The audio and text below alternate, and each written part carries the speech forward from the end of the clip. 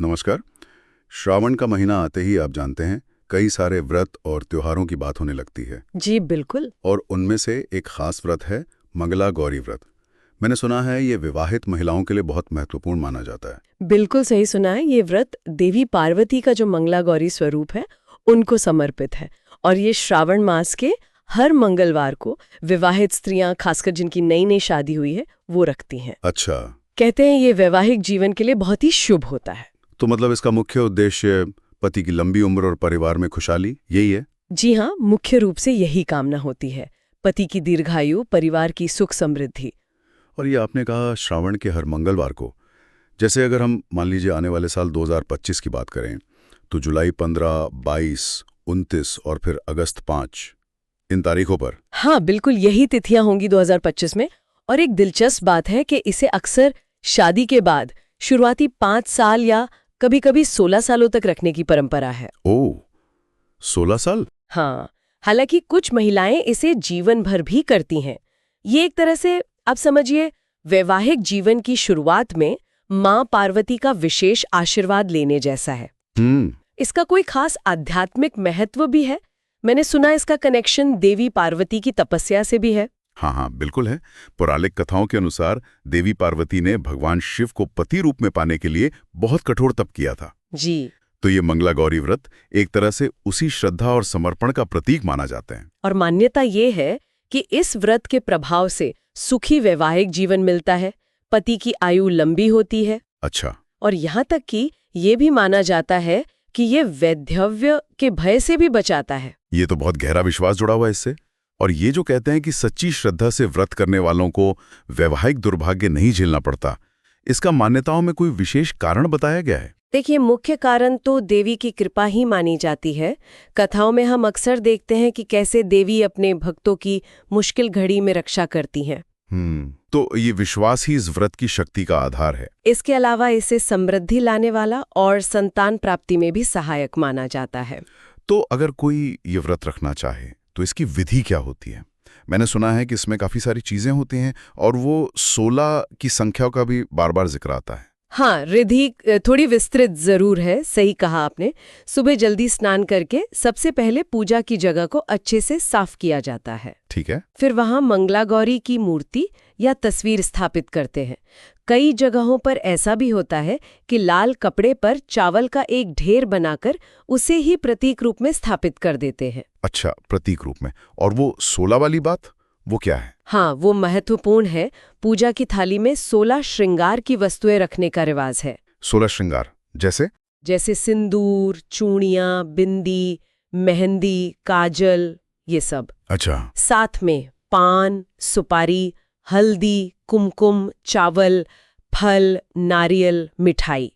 मिठाई में भी खासकर लड्डू या खीर का भोग लगता है। और एक पवित्र धागा भी रखा जाता है। अच्छा। और सबसे खास बात, आटे या मिट्टी के 16 दीपक घी से जलाए जाते हैं। 16 दीपक? जी हाँ, इसे ही षोडशोपचार पूजा कहते हैं।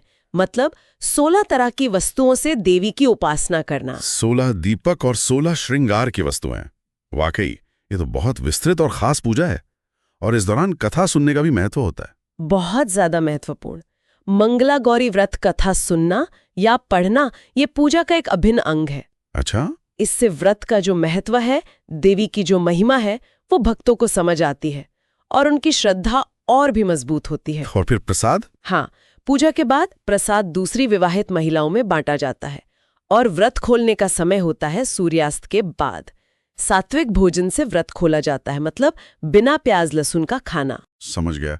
अब अगर हम इस व्रत से मिलने वाले लाभों की बात करें तो आध्यात्मिक शांति के अलावा व्यावहारिक जीवन में इसका क्या असर माना जाता है?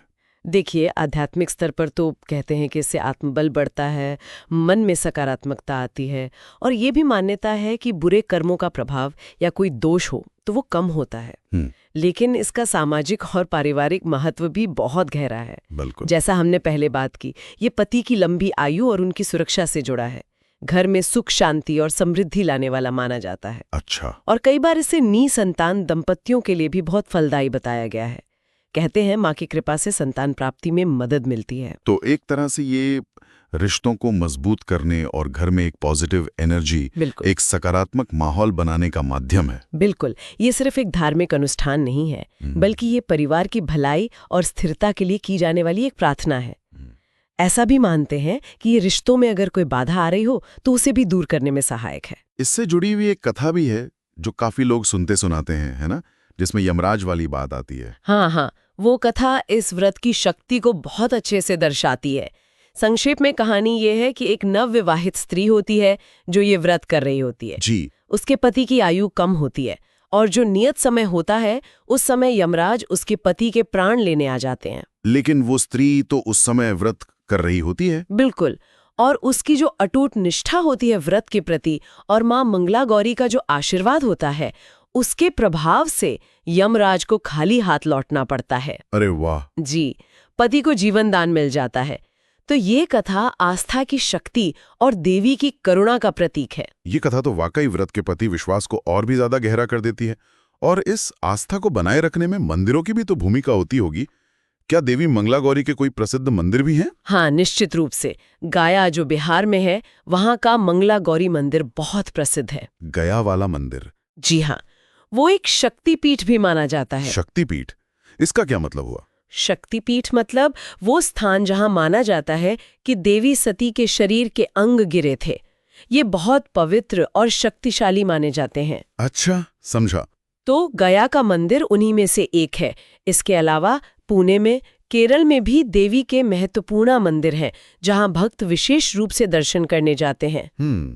तो कुल मिलाकर अगर देखें तो मंगला गौरी व्रत सिर्फ एक परंपरा या रीति रिवाज नहीं है, बल्कि ये देवी पार्वती में गहरी आस्था, वैवाहिक जीवन की मंगल कामना और परिवार की सुरक्षा से जुड़ा एक बहुत महत्वपूर्ण सांस्कृतिक पहलू है।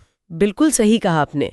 और यहाँ एक बात सोचने वाली ये भी है कि इन रीति रिवाजों और कथाओं के माध्यम से पीढ़ी दर पीढ़ी कौन से मूल्य हैं जो आगे बढ़ रहे हैं। सही बात है। ये सिर्फ भक्ति या पूजा पाठ तक सीमित नहीं है।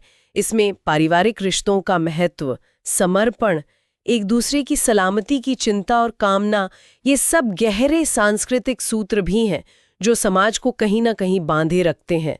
शायद हमें इस पर भी विचार करना चाहिए कि आज के समय में, आधुनिक जीवन में, इन परंपराओं की प्रासंगिकता को एक व्यक्ति अपने लिए कैसे देखता है और कैसे निभाता है। बिल्कुल, ये एक विचारणीय बिंदु है।